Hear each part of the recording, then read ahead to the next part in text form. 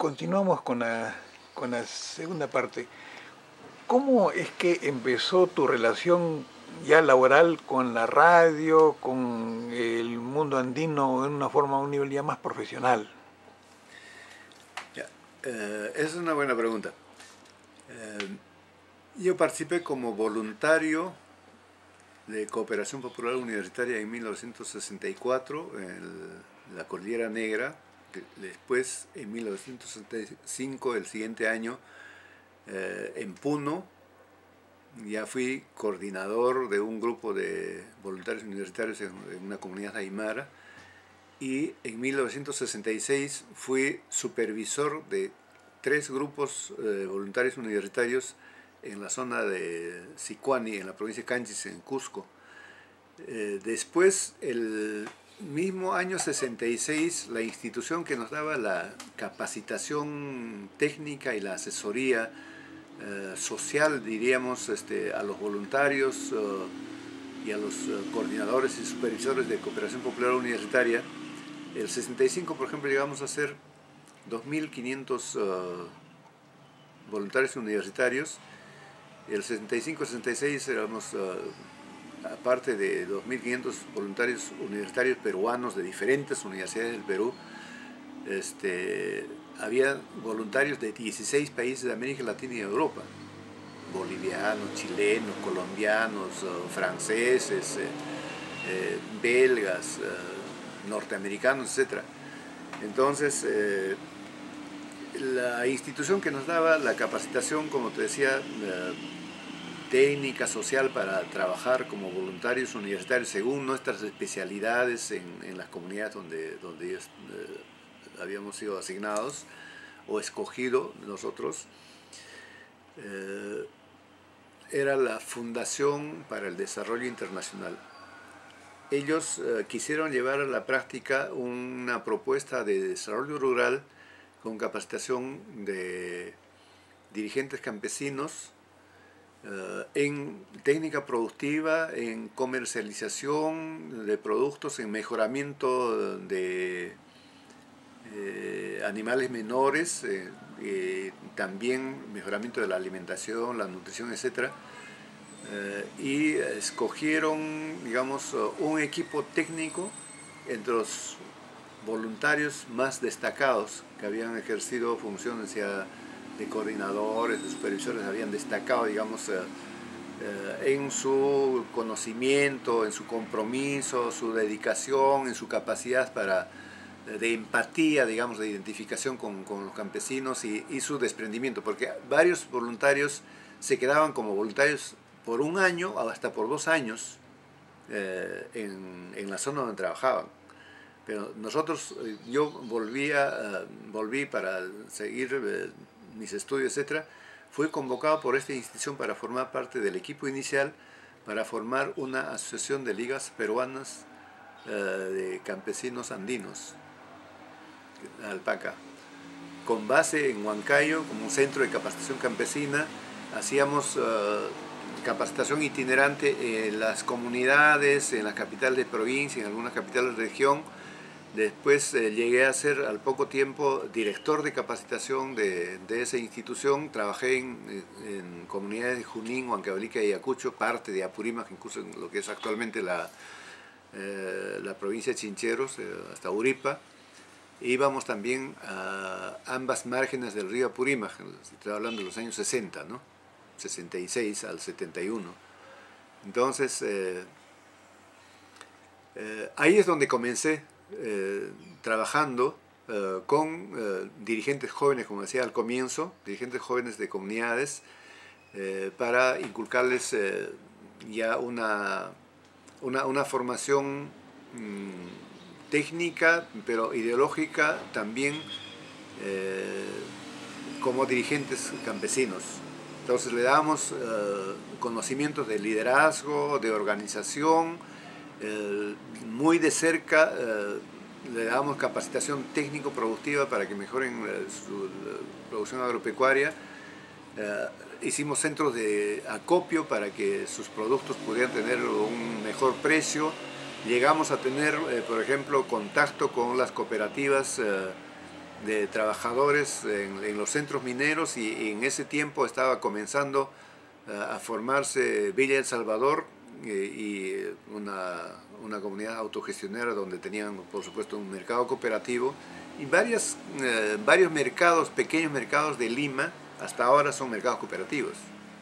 Entonces nosotros teníamos contacto con esos mercados cooperativos y traíamos, digamos, de Chulcampa, de Colcabamba, de Huanta, de la zona altina de Huancayo, de Cangallo, de Vilcashuamán, hasta de la zona de Uripa, productos directamente a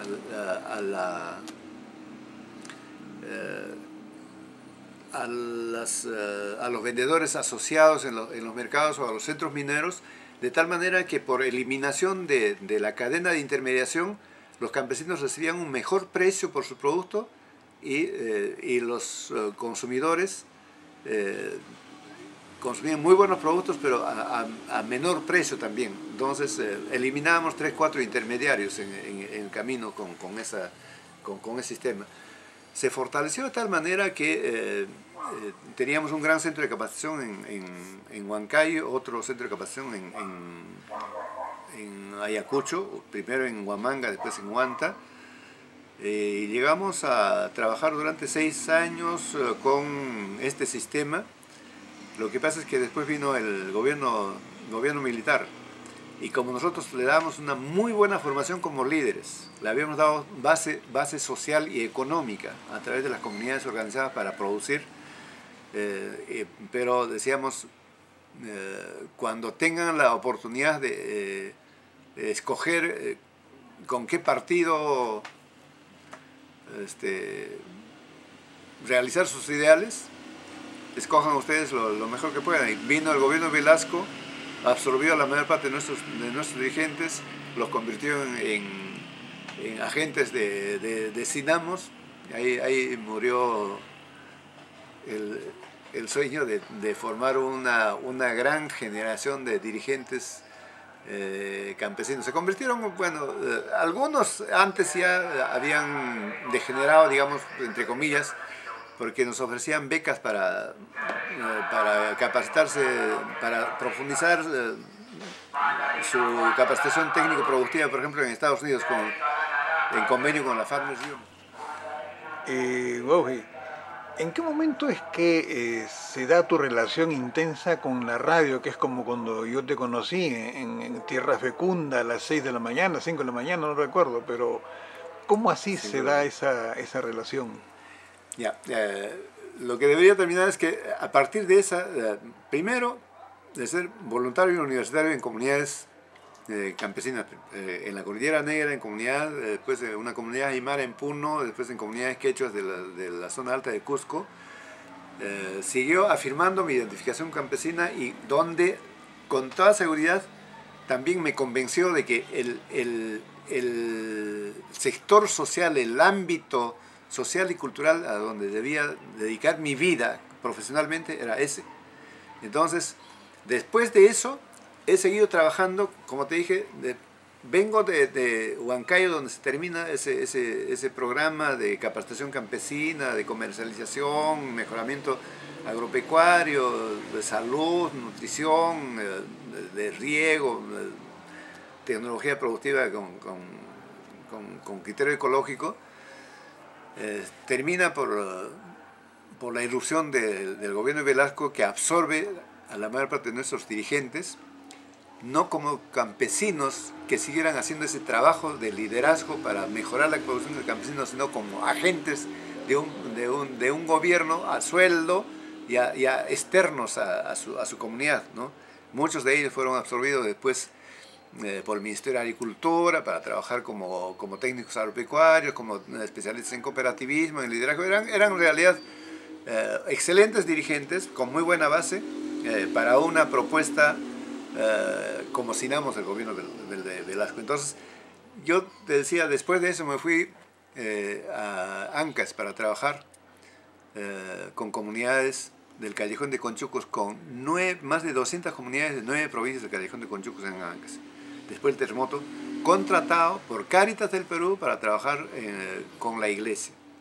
Desde entonces he seguido trabajando siempre en instituciones privadas, al comienzo ligadas a la iglesia, para hacer la obra social de la iglesia, trabajando con las comunidades, siempre en capacitación, el liderazgo, mejoramiento de la agricultura, la ganadería, la situación de la salud, etcétera, la vivienda, la educación, servir de correa de transmisión, digamos, de una dinámica social, económica y política, en el mejor sentido de la palabra, de participación, la democracia, porque desde un comienzo nosotros hicimos énfasis en que los campesinos deberían saber elegir a sus autoridades, y cuando sean autoridades en su comunidad o en su distrito, como regidores, el 66 ya se estableció las elecciones municipales también, ¿no? Entonces desempeñaran mejor sus funciones, pero antes ya muchos campesinos que tenían cierto nivel de educación ya eran agentes municipales, tenientes gobernadores, jueces de paz, etcétera, ¿no? Alcaldes también designados a dedo o concejales. Entonces todo eso formaba parte de un paquete, para decirlo de alguna manera, de una propuesta de desarrollo integral a través del liderazgo campesino. Entonces, después he seguido trabajando en ese tipo de proyectos, hasta que en 1970 finales de los 70, comienzo de los 80, ya comienzo de los 70 había conocido a Mariano Valderrama León, que era director del posgrado de Sociología Rural de la Católica, muy vinculado con la dirigencia de la CCP, reorganizada, ¿no? La CCP fue fundada por Mariátegui, una base en Ica, después en Lima, etcétera, pero después se reorganizó para tener una representación nacional. Y Mariano Valderrama funda el Centro Peruano de Estudios Sociales en 1980, junto con Diego García Sayán, que era el subdirector. Entonces, dos personalidades que hasta ahora destacan en el mundo del derecho, de los derechos humanos, de la opción por una sociedad más inclusiva, más democrática, más participativa, más justa, etc. Y el otro, como Valderrama, muy directamente vinculado con el mundo campesino, crea, bueno, hay una anécdota muy curiosa que es propia así de los teóricos, ¿no? El programa CEPES editaba un periódico campesino que se llamaba ALPA, que quiere decir tierra. Un periódico muy bien hecho con propuestas de organización, de liderazgo campesino, mejoramiento, toda la propuesta de una alternativa, digamos, de movimiento social campesino, fundamentalmente de la costa, pero también vinculado con algunas bases de la sierra, como Cajamarca, Cusco, Anta, Puno, etc. Y llevaban ese periódico que salía cada mes, muy bien hecho, con testimonios campesinos, dando cuenta del desempeño de los dirigentes, de la forma como funcionaban las cooperativas agrarias y cosas por el estilo. Y una vez un campesino en el valle de Huaral le dice a Mariano Valderrama: doctor, ¿a qué hora cree usted que nosotros vamos a leer su lindo periódico? En la mañana salimos a las 3 de la mañana a regar la chacra. Aquí nos encuentra usted al mediodía cansados para comer y después volver a trabajar, y en la tarde llegamos a la casa y a comer y dormir para levantarnos a las 3 de la mañana. No tenemos tiempo para... ¿Por qué no nos cuenta por radio lo que dice su película? Porque en las horas de descanso decían, abrían el periódico, no, miren, acá hay una cosa, un testimonio de dirigente campesino de tal valle, ¿no? O de tal experiencia de la cooperativa tal, o de la Federación de Campesinos de tal sitio, etcétera, que están trabajando muy interesante. Pero después, incluso el precio era simbólico, muchos a las organizaciones de base, algunos incluso les regalaban los periódicos, pero a partir de esa anécdota es que los campesinos no tenían tiempo para leer, se crea un programa de radio que se llama Tierra Fecunda, ¿no? Y entonces alquilan un espacio a las 5 de la mañana en Radio Unión, comienzan a hacer lo mismo que hacían en el periódico, pero ya a voz viva, y recogiendo testimonios de los campesinos, sus luchas, sus reivindicaciones, sus logros, en el aspecto social, en el aspecto económico, etcétera, etcétera. Y de esa manera nace Tierra Fecunda. Entonces, lo curioso es que Mariano Valderrama, desde un comienzo me propuso trabajar ahí, pero todavía contaba en el periódico. Yo dije, Mariano, yo estoy trabajando en Puquio, toda mi vida he trabajado en el campo, nunca he querido trabajar en Lima. En Lima he estado solamente mientras consigo trabajo en la punta del cerro, tú me conoces, ¿no? Entonces, se acabó mi proyecto en Puquio por cambio de la directiva de la institución que daba el pequeño financiamiento. Y cuando vine acá ya tenía un programa de 1 hora de duración, media hora, y salía todos los días. Entonces, de esa manera entré.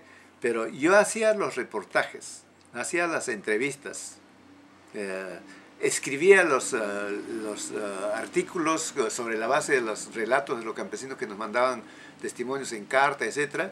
Pero quienes hacían la locución eran 2 locutores profesionales que tenían voz de locutor. Y como yo no tengo voz de locutor y no tengo ese estilo medio de la BBC de Londres que hermanos campesinos, hoy en la mañana estamos tocando sus puertas para ingresar y dialogar con ustedes, ¿no? Entonces, la formalidad, el estilo de la comunicación medio engolada. Entonces, durante varios meses yo he hecho reportajes, libretos de fiestas del Perú profundo, reportajes de la vida del campesino, que otros lo leían con su voz.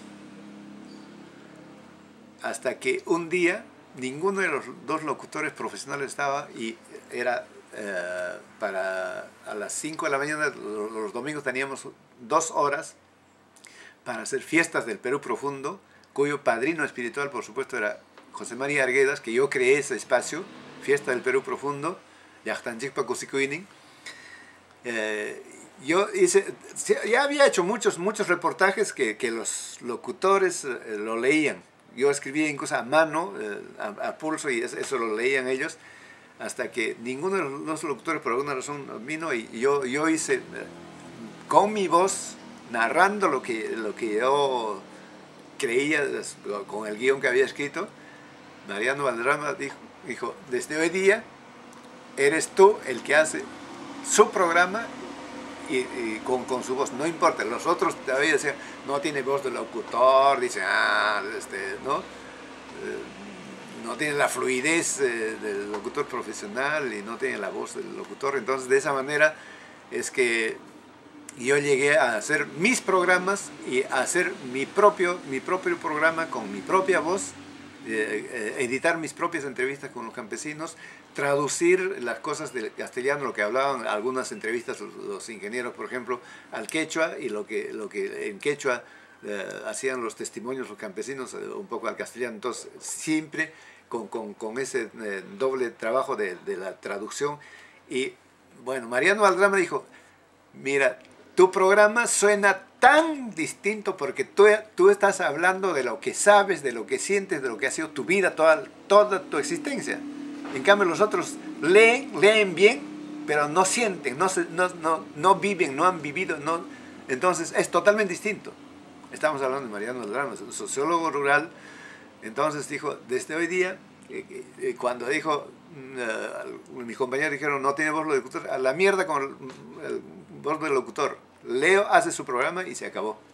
Entonces yo tenía mi propio espacio la segunda media hora, la segunda media hora los sábados, segunda media hora la parte cultural, y los domingos fiestas del Perú Profundo, con una cadena de corresponsales campesinos que teníamos en todo el país, maestros, estudiantes rurales, que nos contaban cómo eran sus fiestas, cómo se organizaban, cómo era la música.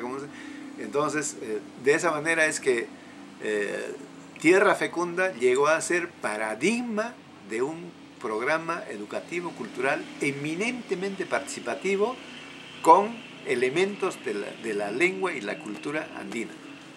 Dime, ¿qué tiempo, cuántos programas salieron al aire o cuántas horas de vuelo, llamémosle así?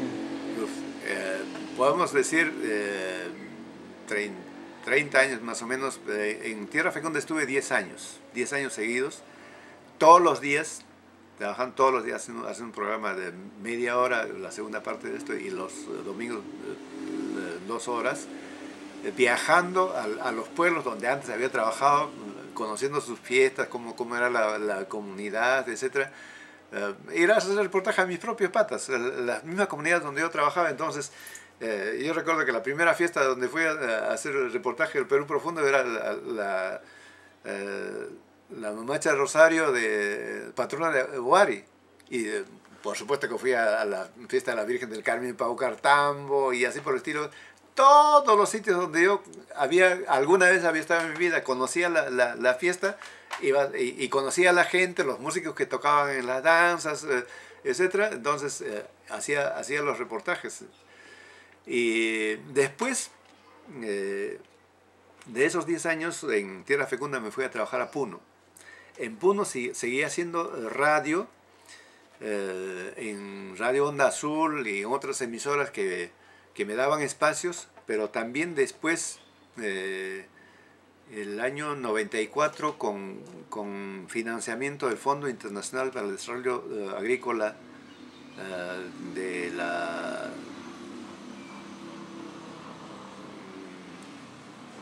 las Naciones Unidas, hicimos radios campesinas.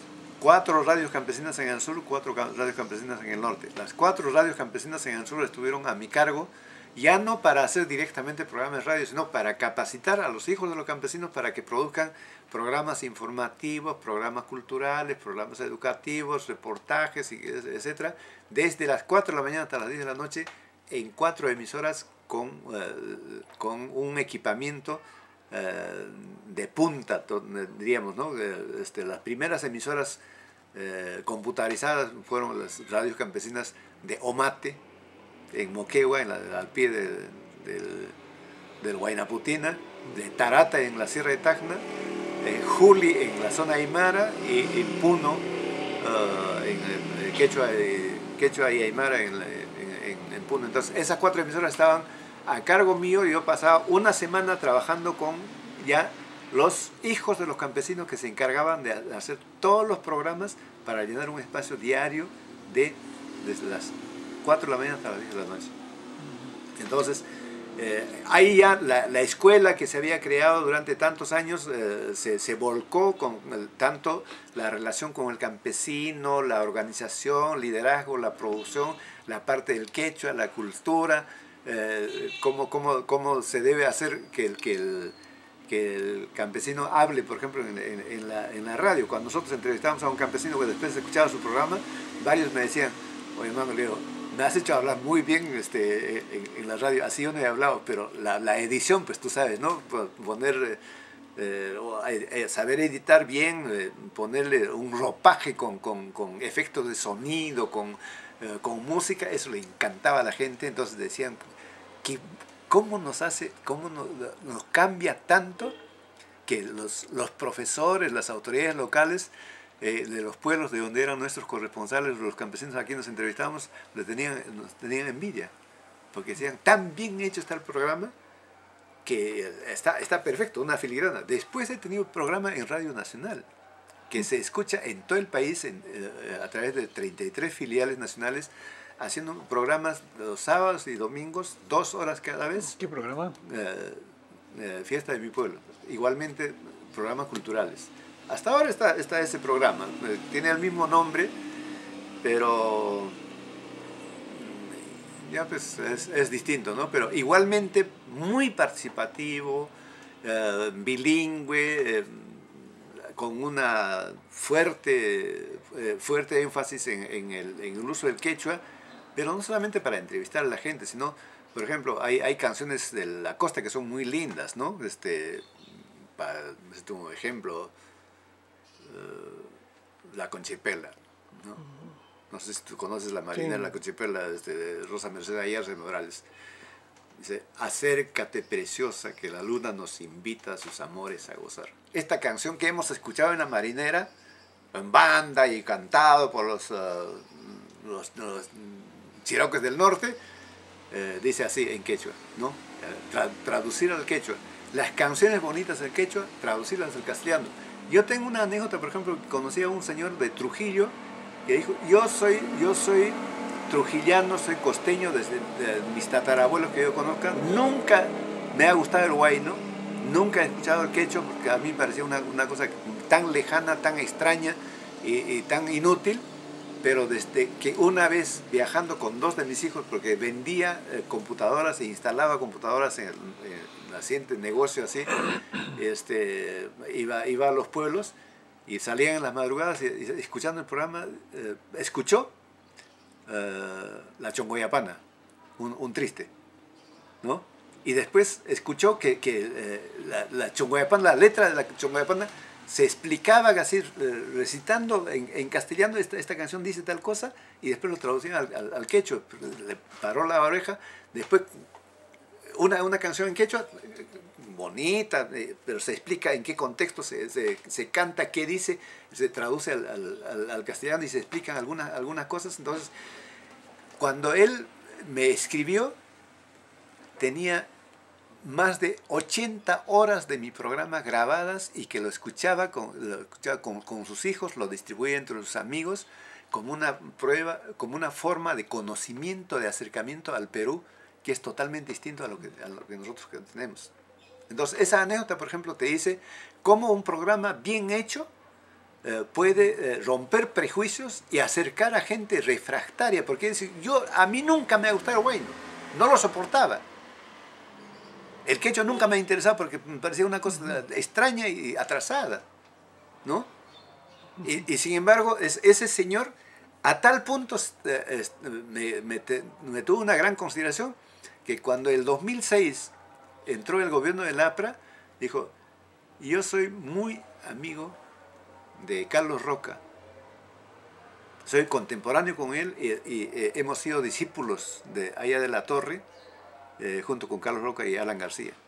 Yo le hago nombrar gerente o presidente de IRTP. Ya, yo le dije, no quiero tanto, yo quiero solamente continuar con mi programa, o que mi programa sea una hora diaria y no las 4 horas, 2 horas sábado, 2 horas domingo. Le dijo, no, es que necesitamos hacer una transformación total de lo que es Canal 7 y Radio Nacional. Lo mínimo que voy a hacer es que lo nombren gerente de Radio Nacional. Por supuesto, nunca me nombraron porque tenían que poner a su partido, ¿no? Pero una persona así, ¿no? Discípulo de ella de la Torre, que se acercó al mundo andino, a la cultura andina, a través de la música, el canto y la interculturalidad que expresada en un programa bien hecho, el diálogo virtual de hombres, mujeres, de costa, sierra y selva, norte, centro y sur, quechua, aymara, castellano, etc., le abrió los ojos a una persona que honestamente pensaba que el Perú debería estar integrado y vencerse todos los prejuicios, todas las barreras que nos separan. Entonces, a ese nivel ha llegado, digamos, el éxito, la eficiencia de una comunicación que, como tú me preguntabas, tuvo un origen, ¿no? Cuenta nomás todo lo que tú sabes en radio. Entonces yo escribía los libretos que otros leían. Por accidente, un día faltan los locutores estrella, yo hago mi programa y el director dice, a la mierda, desde hoy día, Leo Casas es el que habla en esos programas culturales.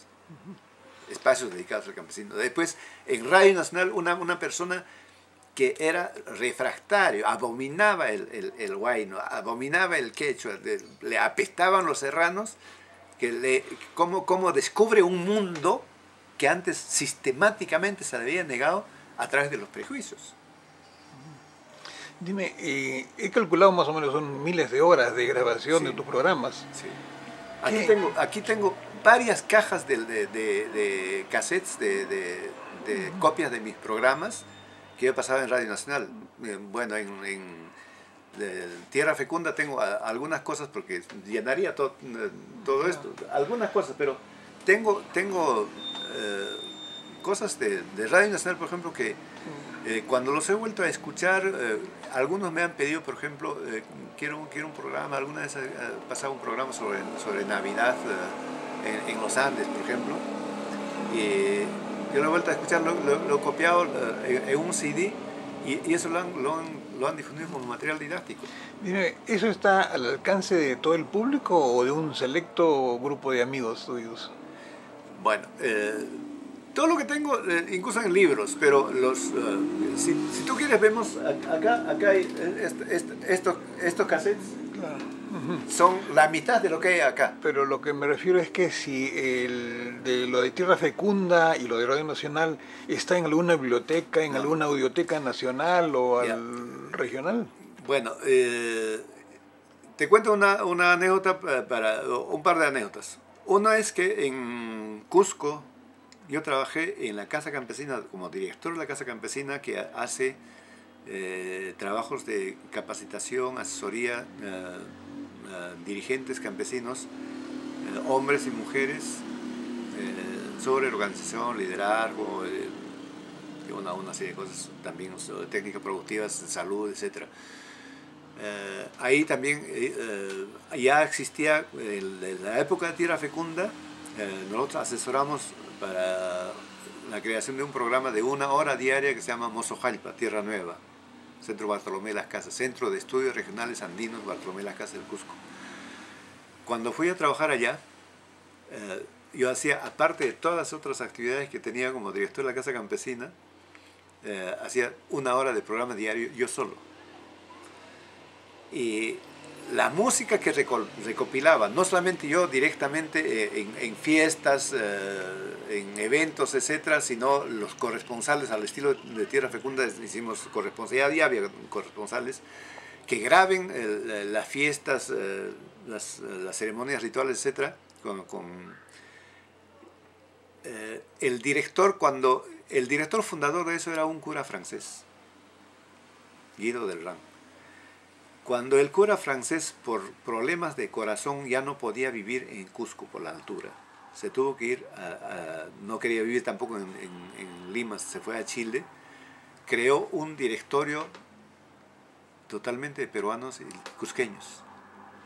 El presidente del directorio, que era un cusqueño, que hace poco, a través de Carmen María Pinilla, me entero que era nieto del famoso tío cusqueño de José María Arguedas, dijo: Leo, ¿para qué guardas todos estos cassettes con entrevistas a los campesinos, con musiquita y con los programas que tú haces hablando con tus amigos los campesinos?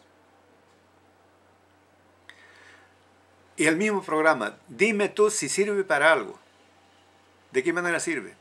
Yo daba mi sustento, pero él decía como economista y como persona que tiene que dar línea política en una edición como esta, diría que tu programita sirve si es que el presidente del gobierno regional a las 5 de la mañana escucha tu programa, lo entiende, le gusta y encuentra algo interesante para tomar las decisiones políticas durante el día como presidente del gobierno regional. Si no, no sirve. No tiene valor de uso. Entonces, después yo me he enterado que todo ese archivo que yo estaba dejando lo grabaron encima, porque los programas se grababan en cassettes.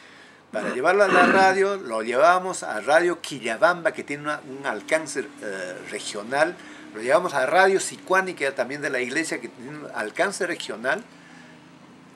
Todos esos programas fueron grabados encima con otros programas mucho más inocuos, etcétera, ya folcloristas, cancioncita y de noticias del gobierno regional, noticias del gobierno nacional, noticias de los grandes técnicos que trabajan en el Centro de Estudios Regionales Andinos. Entonces, así terminó eso. Yo fui el año pasado a Tierra Fecunda buscando copias de los programas que había hecho con relatos recopilados por los corresponsales, que yo les había hecho libretaje, les había hecho para trabajarlo, para publicarlo, porque me decían, esto debería ser, tal como han sido emitidos, debería ser materia de edición en cassette, en CD, y repartirse como material didáctico a las escuelas, a los colegios, a los institutos pedagógicos, a las bibliotecas comunales, municipales de los pueblos, etc. Porque aquí está palpitante el Perú profundo a través de la voz de sus protagonistas, a través de sus fiestas, sus rituales, sus costumbres y tradiciones, ¿no?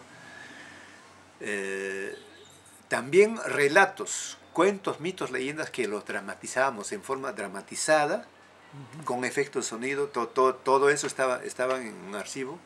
Cuando fui con una amiga que trabajó con nosotros en parte de la dramatización de cuentos, mitos, leyendas, que ella quería copia porque es profesora de literatura. ¿Cómo se llama? Mejor no te digo. Sí. Buscamos y ya no habían muchos de esos programas.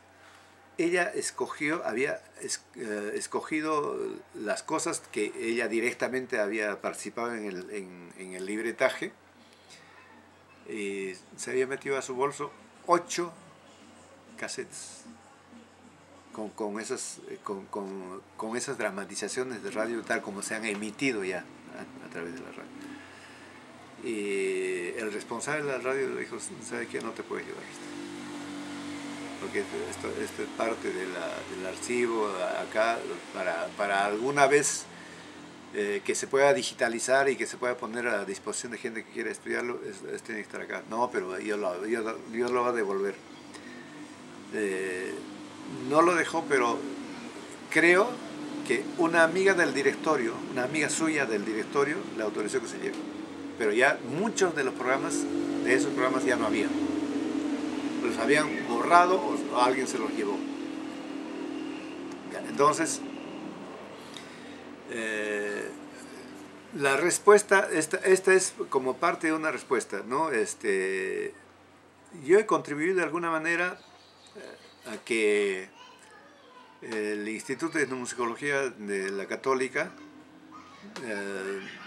tuviera los originales de archivos musicales, archivos de música y canciones de algunas personas como Jorge Flores Ochoa, por ejemplo, de Cusco, y algunas otras personas en otras regiones de nuestro país.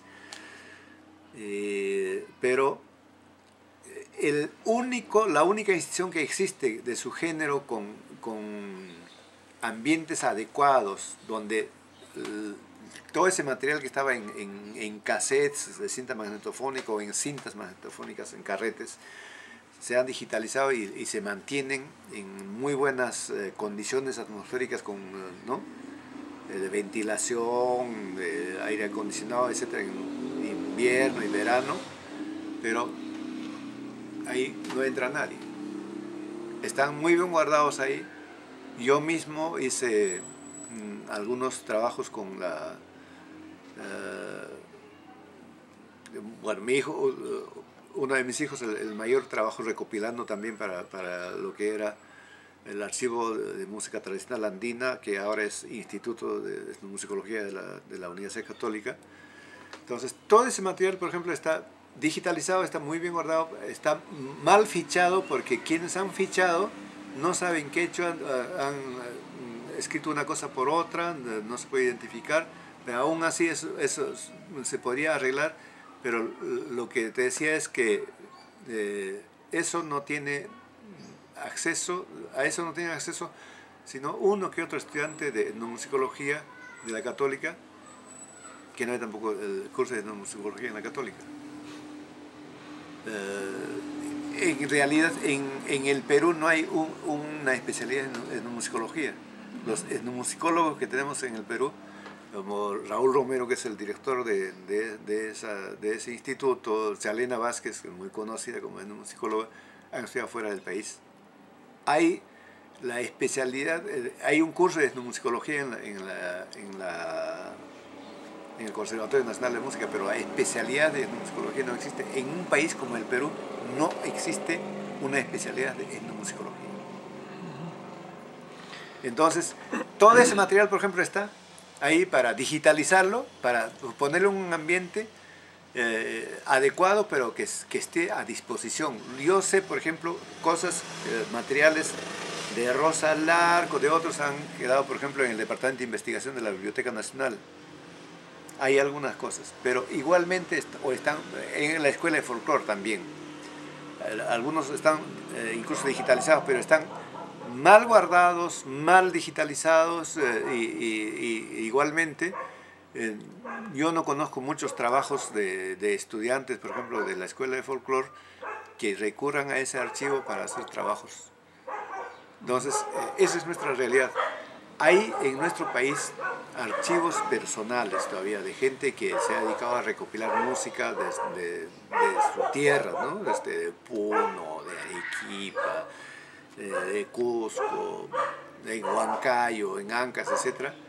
Pero eso no está a disposición de gente que quiera sumergirse en ese mundo maravilloso que es la música y el canto, para estudiarlo desde el punto de vista etnomusicológico, desde el punto de vista etnológico, desde el punto de vista literario, desde el punto de vista social, porque Arguedas nos ha mostrado ya con textos muy elocuentes que ahí está la fuente de conocimiento del alma de nuestro pueblo, del indio, del mestizo, del costeño, del serrano, en quechua, en castellano, todos sus valores, todos sus sueños, todas sus ilusiones, toda su rebeldía, sus sufrimientos, sus alegrías, su tristeza, todo está ahí. Lo dice Arguedas, no lo digo yo. Y sin embargo, no hay, de tantos archivos que hay personales, eso no está guardado adecuadamente, no está a disposición de la gente que quiere estudiarlo.